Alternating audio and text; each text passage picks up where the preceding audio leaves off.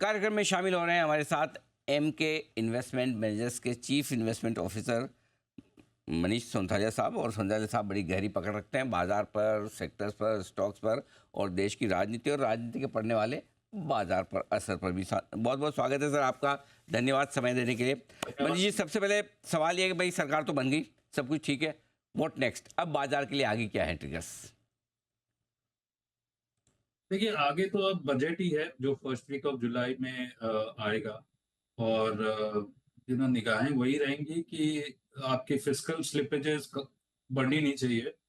और चूंकि पॉपुलिज्म पर थोड़ा फोकस डेफिनेटली रहेगा, क्योंकि नंबर ऑफ सीट्स कम आए हैं और अनएम्प्लॉयमेंट, इन्फ्लेशन और टैक्सेस, यहाँ पर ज़्यादा फोकस रहेगा।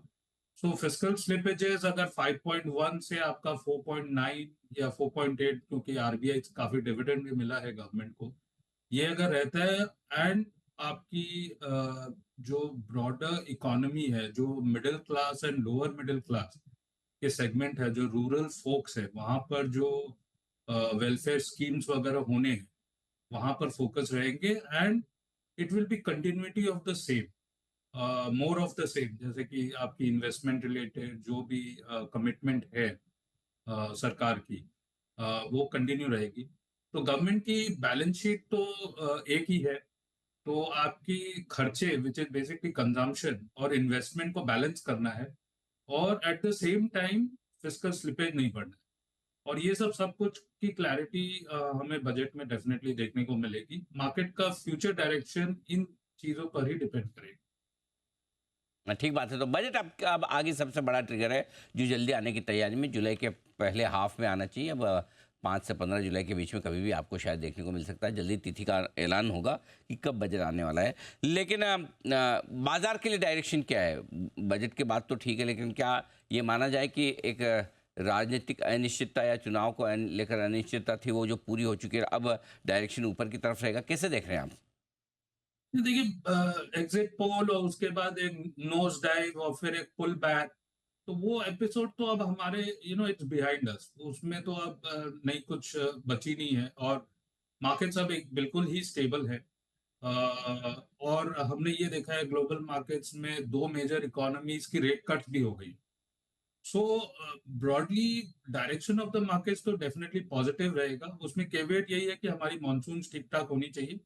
And second half of the year में ऐसा अनुमान है कि चूंकि इन्फ्लेशन बहुत ज्यादा कोई वरीसम पॉइंट है नहीं हमारे लिए, rate cut, following rate cuts in US वगैरह हमारे यहाँ भी होना चाहिए। So from that point of view हमारा तो यही अनुमान है, 24,500 25,000 के लेवल्स पर मार्केट्स दिसंबर तक पहुंच जाना चाहिए। इफ नॉट कि यहाँ पर से पी मल्टीपल की री रेटिंग हो, डी रेटिंग की तो संभावना बहुत ही कम है। क्योंकि हम बहुत ज्यादा कोई महंगे तो है नहीं। बेसिकली 1150 की अगर निफ्टी की अर्निंग्स है, तो ब्रॉडली 20-21 टाइम है। आप बोल सकते हैं कि हिस्टोरिकली वो लेवल से थोड़े ऊपर है, पर लास्ट 3-4 साल में 20-21 के पी मल्टीपल्स इंडिया में सस्टेन हो रहे हैं और आगे भी जाके होंगे। सो अनुमान तो यही है, 24,500 25,000 के निफ्टी के लेवल्स दिसंबर तक देखने को मिलना चाहिए। एंड अगर पी री रेटिंग होती है तो यहाँ से भी ऊपर जाना चाहिए बाजार। पर डायरेक्शन मार्केट्स का डेफिनेटली पॉजिटिव है, मंदी की कोई गुंजाइश मुझे तो नहीं लगती। चलिए, तो मंदी की गुंजाइश कम है, डायरेक्शन पॉजिटिव है। इस पॉजिटिव डायरेक्शन में मनीष जी फिर खरीदना क्या है? बदले हुए माहौल में आपको क्या अब पसंद है, चाहे वो नई सरकार के लिहाज से, चाहे वैल्यूएशंस के लिहाज से? देखिए, जैसे कि मैंने बोला कि it is continuity and more of the same. So सरकार बनने के पहले एक सेगमेंट ऑफ द मार्केट जो कि कंजम्पशन था, वो थोड़ा सा अंडरवेट स्टांस में रहता था, क्योंकि वैल्यूएशंस कंड्यूसिव नहीं थे और वॉल्यूम ग्रोथ नहीं था। और इन्वेस्टमेंट रिलेटेड थीम्स में काफी फोकस थी। एफआईएस काफी नेगेटिव थे स्टेपल्स वगैरह पर। तो अब मुझे तो यही दिखाई देता है कि एवरीबडी इन द मार्केट जो भी मैटर करते हैं इज अ बाय। अगर आप एफआईएस को ले ले तो वो कंजम्पशन रिलेटेड थीम्स में बुलिश है। इन्वेस्टमेंट रिलेटेड थीम्स ऐसे ही मोमेंटम में है और चल रही है, उनके तेजी उनमें गुंजाइश बरकरार है। और चूंकि न्यू सरकार बन गई है, mid cap and small cap में रिटेल सेगमेंट का फोकस है।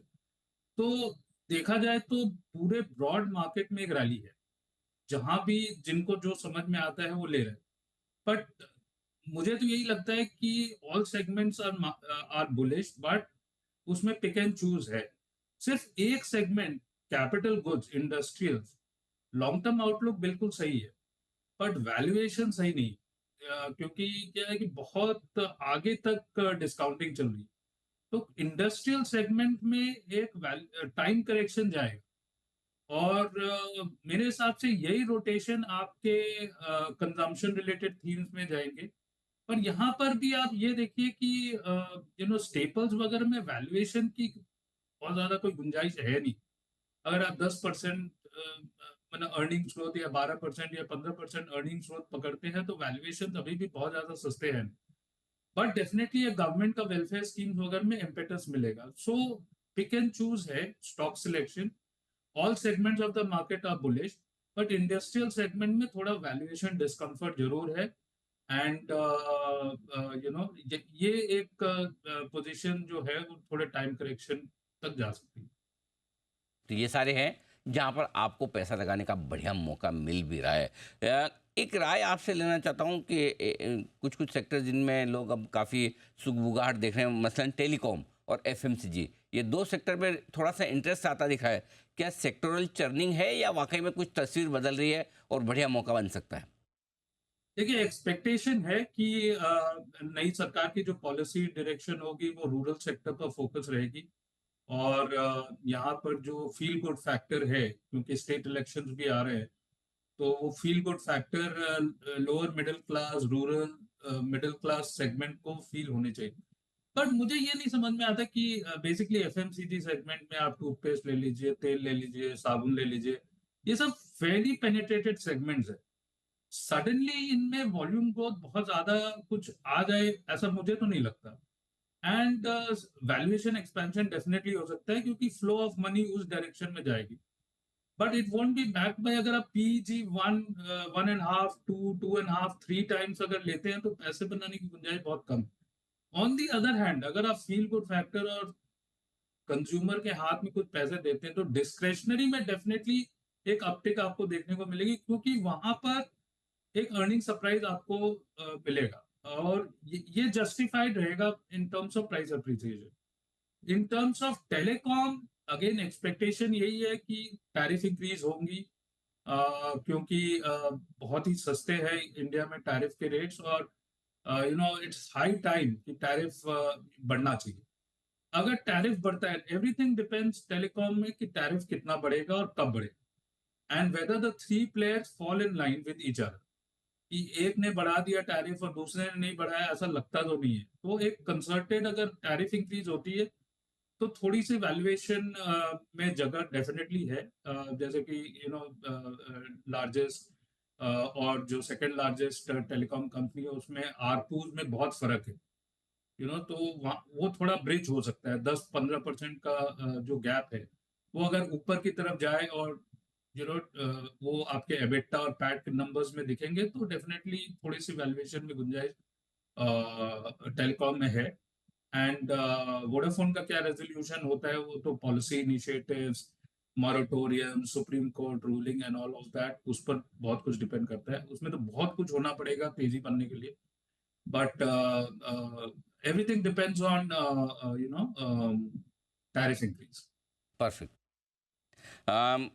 एक आखिरी सवाल मनीष जी, सरकारी कंपनियों के शेयरों पर कई लोगों को मन में विचार था कि नई सरकार आने के बाद क्या इन शेयरों में रफ्तार बनी रहेगी, कम होगी, ज़्यादा होगी, रखें, बेच दें, क्या व्यू है आपका? मैं मंदी में नहीं हूँ अनित जी।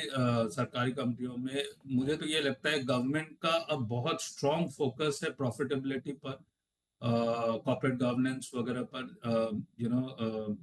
और जिस हिसाब से टारगेट्स वगैरह 100 डे प्रोग्राम, 200 डे प्रोग्राम वगैरह दिया जा रहा है, और जिस हिसाब से वैल्यूएशंस है, मुझे तो नहीं लगता कि, और डिविडेंड यील्ड्स है, मुझे तो नहीं लगता कि ये सेक्टर किस तरह बहुत ज्यादा करेक्शन में जा सकते हैं।